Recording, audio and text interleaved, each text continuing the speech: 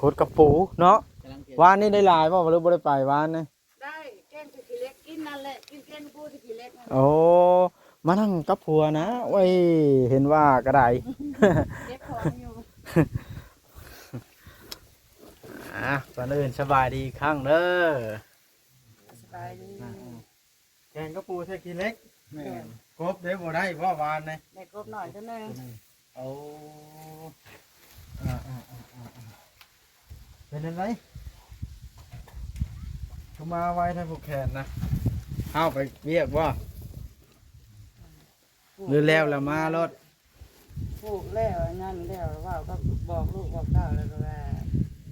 มาอยู่ยังไม่ได้เนาะยาสิไปว่าสิมาได้เบิ่งในเจ้าพ่อมว่าเนี่ยมาบุทันชับมื้อนี้บ่มีงานบ่จังหวะสิพานไปคุดกระปูแบบตัดอ้อยแบบนั้นคือโรงงานเขาสิปิดมื้ออื่นทางสวนอ้อยบอกมาแจ้งมาว่าตัดบ่ได้เพิ่นสิปิดอย่าลืมกดติดตามเพื่อเป็นกำลังใจให้ผมด้วยนะครับทุกคนขอบคุณมากๆครับตอนนี้แม่ไม่น้องตุ๊กเพิ่นกำลังเตรียมไปคุดกระปูพี่น้องแต่หลังจากมาตั้งแต่ผูกแขนน้องตุ๊กออกค่ำพี่น้องตุ๊กผูกแขนลานน้อยโอ้เพิ่นเตรียมคุเตรียมมานั่นอีกแล้วเตรียมสิไปอีกแล้วโอ้ยอยู่จักมือเนาะนี่โหดแท้สบายดีอ๋อต่อใส่ส่งผัวได้นี่แม่นลงส่งกันว่าคืนนี่กันใส่ไม่เอาไปไม่ได้ส่งส่งใส่น้ำกันก็ได้ผู้หญิงก็ได้ผู้ชายก็ได้ส่งนี่แหละอันเมียข่อยขายให้บ่าวเวียงชัยนะตอนนั้นนะอยู่ห้องหมอนะอ๋อเอาพากันกินข้าวกินน้ำหรือว่าจังหวะพากันไปอันนี้แล้วพากันกินแล้ววันหนึ่งอ๋อไปคุดกระปูเนาะวานนี่ได้หลายบ่หรือบ่ได้ไปวานนี่ได้แกงสิเล็กกินนั่นแหละกินแกงปูสิเล็กโอ้มานั่งกับผัวนะโอ้ยเห็นว่าก็ได้เก็บของอยู่ก่อนอื่นสบายดีครั้งเด้อสบายดีแกงกระปูใส่กินเล็กแม่กบได้บ่ได้บ่วานนี่ได้กบหน่อยเท่านึงเอาเป็นยังไงเขามาไว้ท่านผู้แขนนะเข้าไปเรียกว่า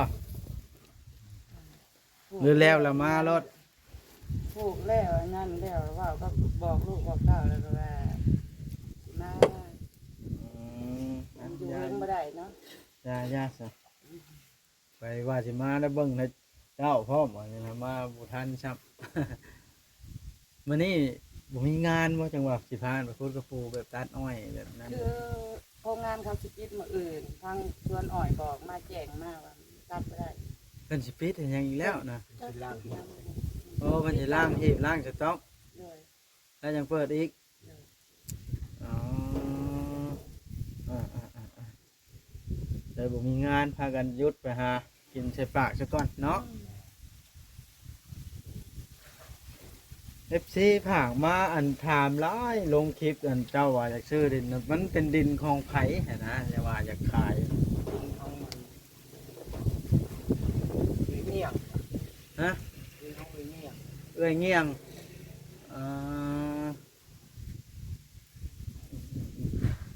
เพิ่นว่าจักเป็นดินของไผบ่ครับเป็นดินที่ตรงนั้นน่ะมันดีได้เพิ่นดินก็พังผู้น้องครับพังพิษใหญ่บอกดินนั่นน่ะแต่จริงมันบ่แม่นว่าชาวคูณชาวแล้วมันเท่าไหร่บาทชาวคูณ40มันว่าชาวเพิ่นชาวน่ะมันแห้ง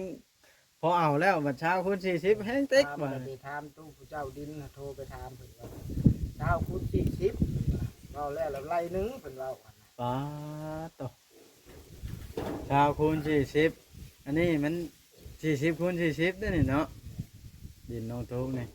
โอ้คำไปได้มันพ้นมันแห้งกว้างแล้วเนาะถามเว้าโทรศัพท์แล้วบางทีถามเพิ่นเองเพิ่นว่าคันมีเงินน่ะโทรมาหาเทื่อนึงก็ได้ขึ้นไปเซ็นไปยังไงคันมีเงินจ่าย ก็มี30,000ก่อนนะ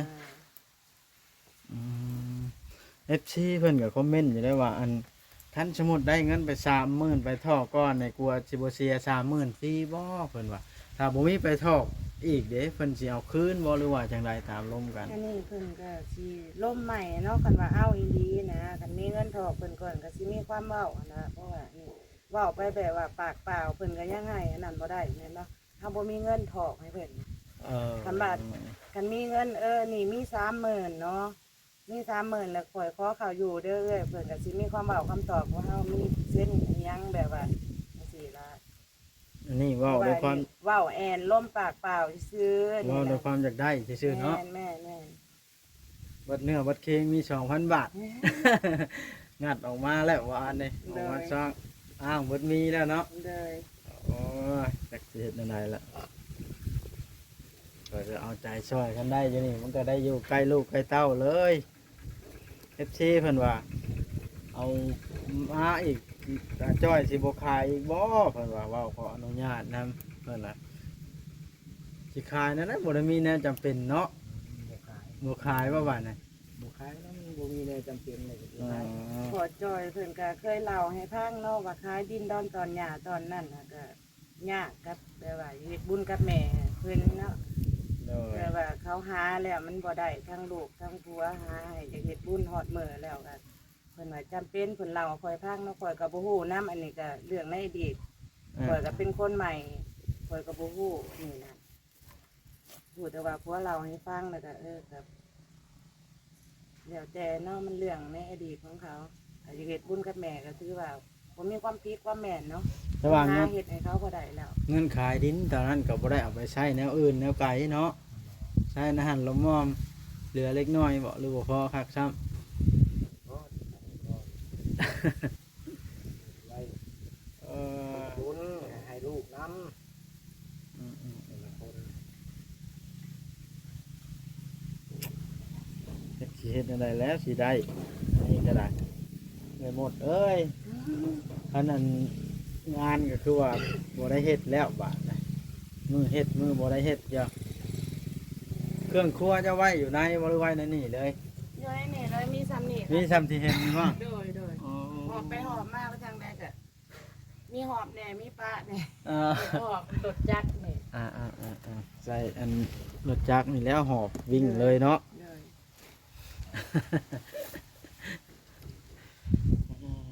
แต่ยังก็ใช้ได้บ่หลาย สู่ชีวิตขนาดรถจักรก็ได้เนาะลงปักเซกันมันขี้ อันนี้ละ แต่ จนเรายังใช่ว่าขี่รถนี่บ่ลงสวรรค์สินับถึงสวรรค์เนาะ อืม อืมสิคุดมาขายบ่มันนี่กระปูหรือคุดมาไว้กินนี่ คนเอาไว้กินนี่ล่ะ โอ้มันบ่มีแนวเฮ็ดละไปเนาะมันอยู่ซื่อๆแบบบ่อยากอยู่บ่แล้วก็นอนเล่นโทรศัพท์ในเฮือนนี่ เคยไปเคยเฮ็ดเนาะ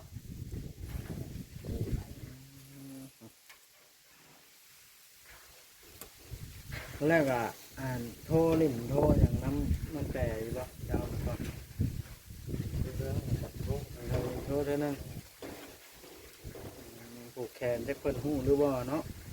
ผูกแขนน้ำตุ๊กนี่จะบ่ได้ข้าวมันบ่มันตุ๊กเลยบ่ได้ข้าวเลยถามมันแต่นี่แหละยากอยู่ไกลกันมันยากเนาะเนี่ยเป็นอยากให้เจ้าได้ดินอยู่ในนี้คุมเฮาก็ได้ดินชวนอ้อยนี่เด้โมแม่นบ่ดินชวนเพิ่นจะขายนะ นี่น้ำข้างชวนห วิท น่อย ย์ชวนอ้อยไปละแม่น ดินชวนอ้อยอันนี้บ่ เออ ให้นะอันนี้ ให้หน้านี่เราไปพุ่นหัวเลือกเอามองใดก็ได้เอาเลือก เอาคันมีเงินให้เพิ่นให้เลือกเอาให้แทกเอารถเนาะ20คูณ40 60,000โอ้มันก็ดินกับดินเพียงบ่ได้คูณอีกซื้อแล้วปลูกเรือนปลูกชานได้เลยเนาะมันพอซื้ออยู่ไดนี่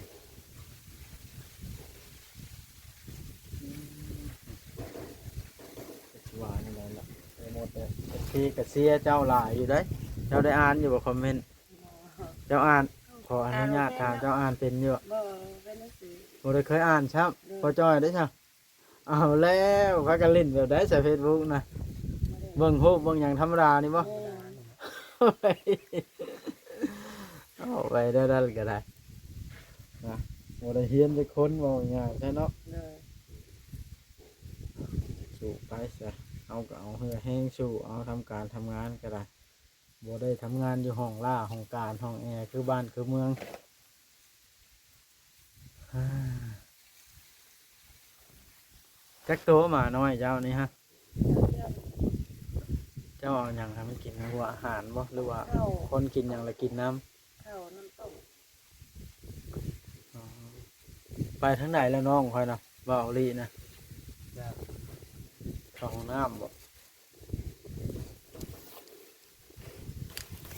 มานะบ่าวลีมาได้ใช้เลยนี่ แค่หาปลาจ่อย เอา บ่แย่งนะปลาจ่อยนี่ปลาจ่อยนะคนละจ่อย จอยเฮานะบ่ เออจ่อยชาแนล แม่น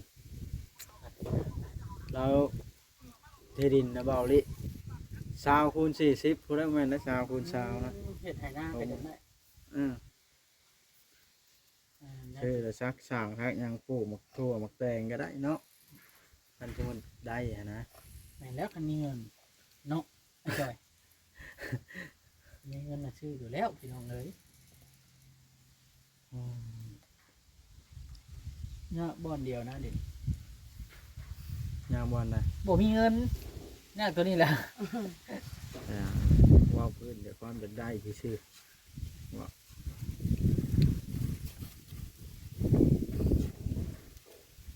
ดีเถอะเพราะว่าไปหากินหายากดีตามหนองน้ำมาแล้วเนาะ มาเลี้ยงท้องก่อนเนาะ เออ สามเปิดที่เปิดอันโรงงานอีก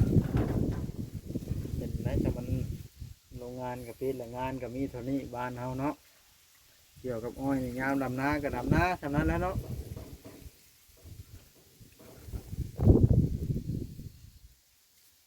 ก็ได้เลี้ยงปากเลี้ยงท้อง เลยเราจ่อยโทรตามเลยบอกว่าได้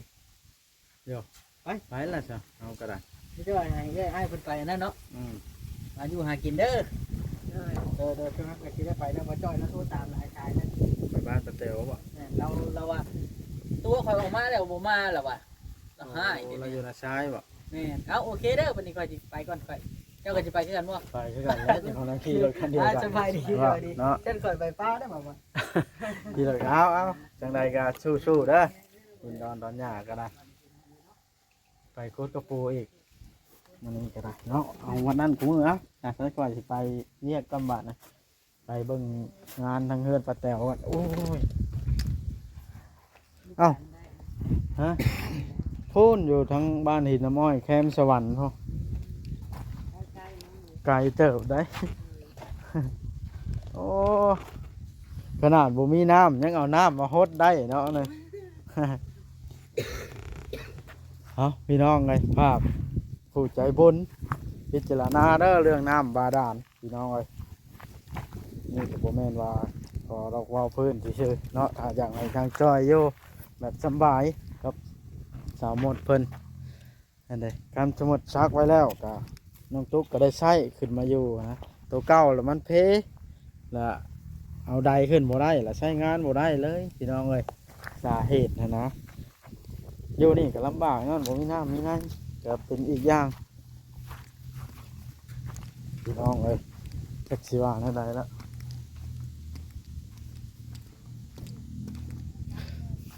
เอาลิก็ขึ้นท่าที่รถแล้วเอ๊ะสบายดีเผาลิ สบายดี จบคลิปหรือเปล่าพี่น้องเอ้ยบาทเนี่ยสิได้จบคลิปพุ่นแล้ว รอรีบกินได้ดิ ขึ้นรถก่อนไปอัปเดตงานบ้านป้าแตวกันจักว่ากระเจ้าเฮ็ดแล้วนำมาป่าในเนาะว่านี่บ่ได้เข้าไปทำเนาเบาลิสิไปเบิ่งก่อนสำเร็จงามออกมาสำหรับติดประต่างประตูไปจ่ายเงินค่าสีก่อนบาทนี่พี่น้องให้เวียดสิขอลดน้ำเมียดก่อนราคาก็ได้บอกเลยจักเล็กจักน้อยเอาเป็นใช้ออกมาพอมาเลย เป็นคาเวียกเนาะแจกพ่อบ่าวจันทร์พี่น้องเอ้ยเฮาสิไปบ่มื้อนี้ เนี่ยได้บ้านเฮาก็มีแจกกันที่เมื่อช่วยเวียกเพิ่นนะ เอาเอาพี่น้องเอ้ยโอเคซะคลิปนี้ก็ขอจบซ้ำนี้แหละเนาะ